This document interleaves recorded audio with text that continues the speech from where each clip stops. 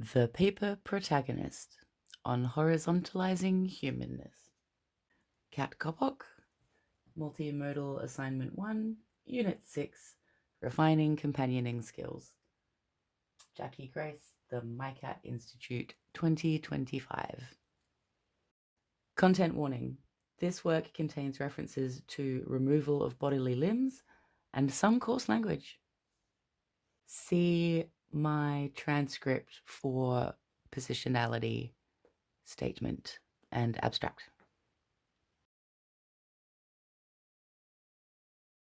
Dear you, I have been struggling lately with an ethical dilemma.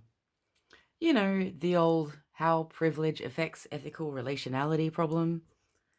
It happened again in class just the other week, although to be honest, I did it on purpose this time.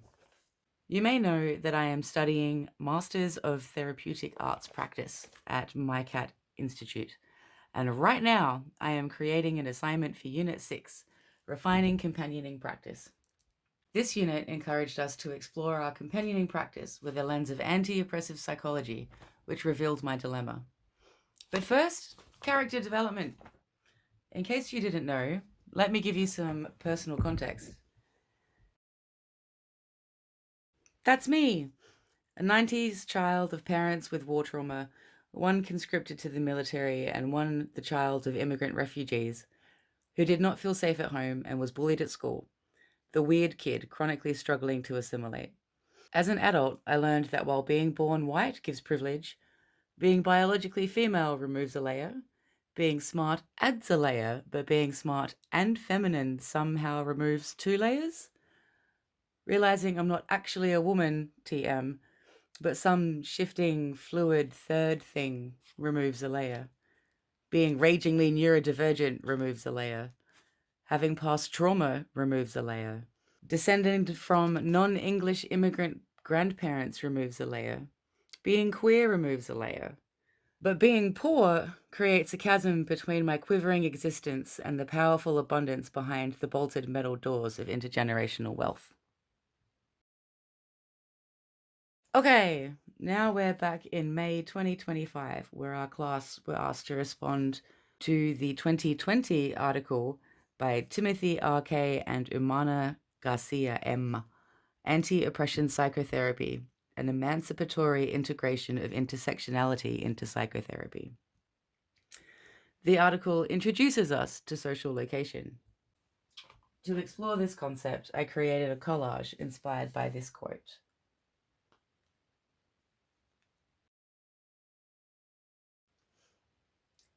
On day 3, we use this work to explore social location again. During this activity, I was thinking about the overarching whiteness within systems of privilege and how social aesthetics reinforce cultural acceptance of what people in power or oppression look like. Borrowing from the title of a famous philosophical fiction novel, I used the word whiteness to highlight the historical alignment of free will with colonialism. In Australia, it is a lot easier to live lightly when aspects like race or class automatically grant respect, autonomy, education, aid and care, labour and services, finance, and protection from consequence. Later, a co-inquiry with classmates Lisa and Lindy explored what wells up when activated by systemic trauma. For me, this is an embodied sensation during ideological conflict I described as a deep-seated fuck off, a protective mechanism stemming from familial experiences, compounded as an alternative adult within a capitalist environment. If you have known me socially, the thematic statement I wrote to help clarify my current pattern of conflict response may seem familiar to you.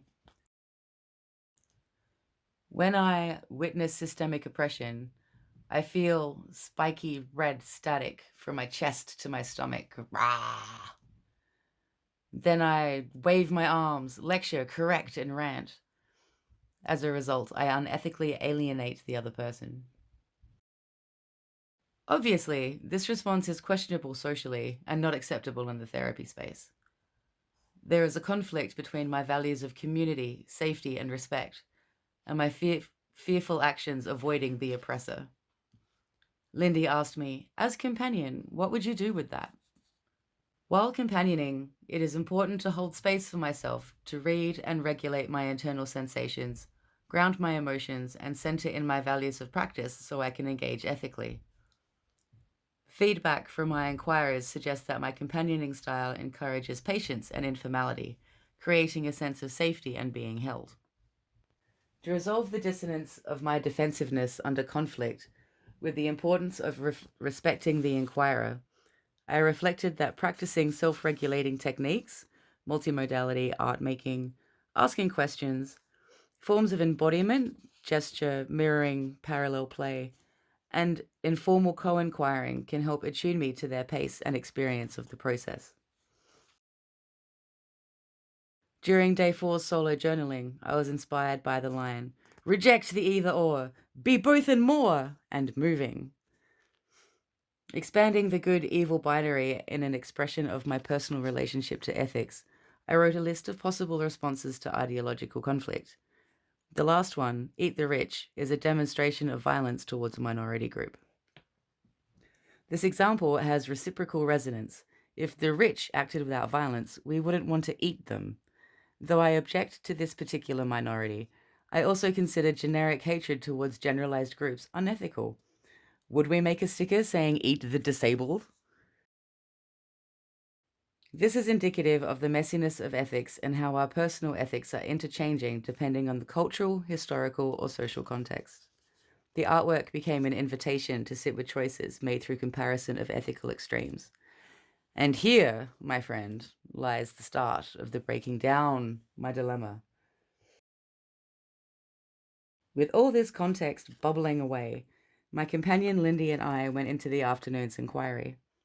Exploring the noticeably sharp edge of managing emotions when my body perceives danger from opposing social beliefs or political stance, we chose Eat the Rich as my access point.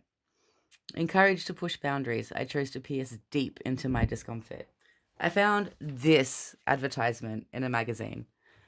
I could feel anger at its content wanting to flush my cheeks, a door I would usually close.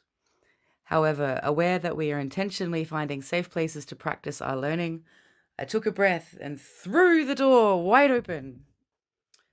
Lindy and I explored past experiences of social relationships, discovering shared traumas from attempted assimilation. We spoke of pruning or loss of self to fit in, promotion of a more than, less than social mindset that governs hierarchical behavior, and how questioning our social circles led to smaller social circles and isolation. I drew a frame to describe perceived value and put the advertisement inside. I could feel a repetition of that familiar reaction. Static in torso. My body feels danger. Engage defenses. Fight! Seeing only symptoms of systematic disease, I struggled to relate to the figure in the advertisement. I ranted about the hurt people like her and those dickheads in the boat have caused. Lightning in my diaphragm, cheeks hot, my voice releasing pain of injustice. Dialoguing aided emergence that I don't see those people as human because of the way they have treated myself and others. Through violence, dehumanization had spread both ways. I cut the figure from the advertisement, isolating it from its systemic environment as an attempt to humanize her. I placed her in pages of other magazines, observing how my internal eye read each landscape. Changing her environment helped, but my opinion was stuck. She seemed either detached or conquering. I still disliked her. We had 3 minutes of session left when Lindy jumped in with, "Cut off her leg!" I grabbed my scalpel. There was an unhinged moment of glee. It felt like justice. It was a turning point in the inquiry as I disabled her, forcing reconceptualization. The breakout rooms closed. I spent a few hurried minutes placing the figure back in the images and observing how my internal narrative of these scenes changed. I experienced a sensation of integration. Despite her allegiance to the flag, there is a very strong chance that the mechanisms that dehumanized or obstructed my differences would now enact the same devaluation onto her, disastrously creating a bridge between us I could walk to find her humanness. I looked down, and peeking out of the huge mess of papers on the floor of my studio was a phrase, "I am somebody." I put these words next to the doll. My pulse slowed, shoulders dropped. I sighed. I found a safe home environment and placed the figure in it. Then, with my head bowed, I reattached her leg, acknowledging, as Lindy put it, even if I am an asshole, I am still somebody.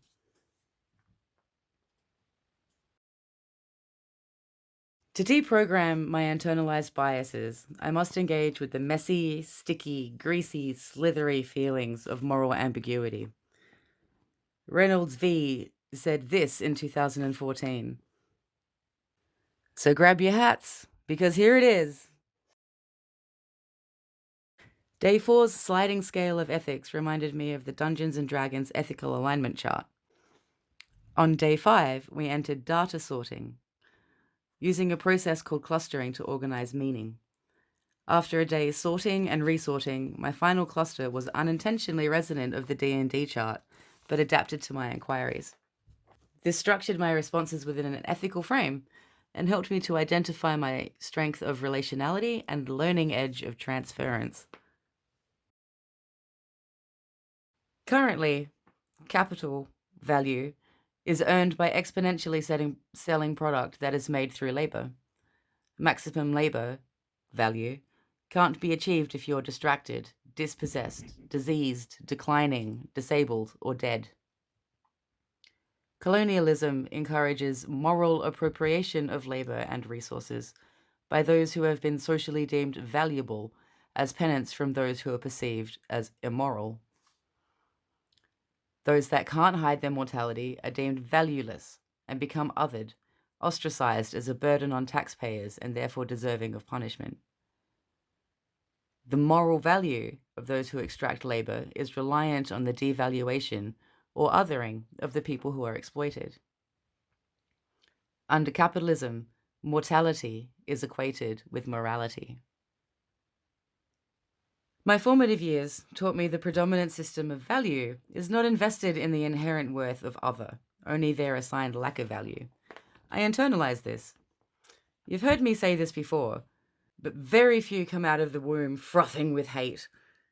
Ideology gets everywhere, and culture is learned behavior. We become who we are through interactions with our social, historical, and cultural contexts, often inhabiting more than one context at a time.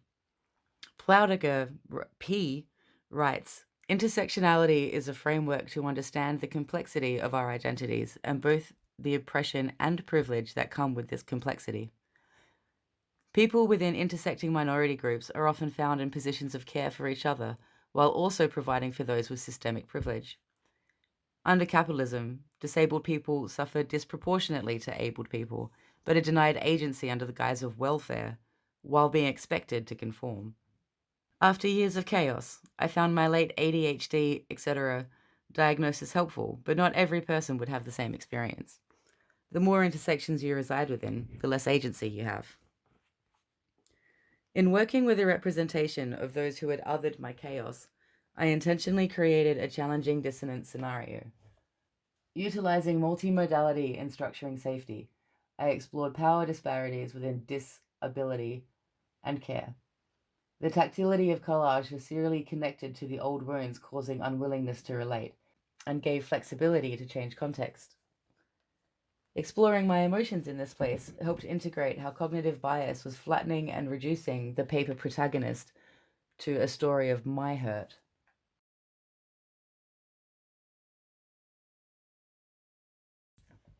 Humanizing a demographic that has traumatized you is difficult, but I found a bridge in empathy, nuance, and recognizing our shared mortality and struggles. Feedback within the companioning process fosters accountability and trust. Expanding intersections and blurring defined roles opens room for vulnerability and collaborative emergence. Relationality can help navigate complex experiences to sensitively find clarity. Through forming a scenario outside the given narrative, I came to a deeper understanding of the complexity of individual experience and the fragility of circumstance, horizontalizing humanness. Moving forward, I commit to ethical practice through grounding responses in my values and centering collaborative authenticity.